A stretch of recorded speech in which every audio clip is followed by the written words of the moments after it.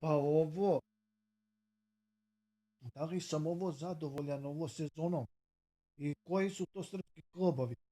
Pa srpski klubovi su Elas Verona i Sampdoria.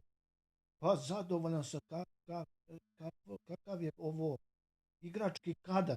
Kakav je igrački kadar. Znači, u Sandori dobro su uspeli. Jednu pobedu su imali i dva poraza. Od kada je Goran počeo da ih prati. Jednu pobedu i dva poraza. I Verona je igrala jednu pobedu i dva poraza. Znači, i nerešeno, i jednom nerešeno. Znači, 5-6, 5-6, ovako nisu imali ni jedan bod. A ovo, a što sam pratio ovoga kad nije naša ekipa ovoga Cremoneze. Cremoneze sam pratio zato što je on tu između njih je i on je tu koliko ispadaju? Pa ispadaju sledeće sezone ima da se pojačaju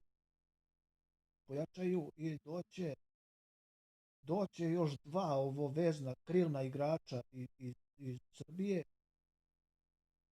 u dva krilna u Sandori.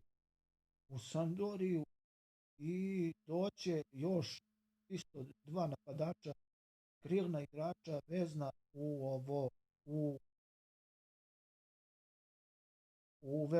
u Veronu i onda će biti tu, znači mora da se pojačaju u odbrani nisu loši, malo primaju golova, a ova Sandorija mora da nabavi i pored dva ova vezna, mora da nabavi i još dva igrača u odbrani, zato što mnogo golova primaju.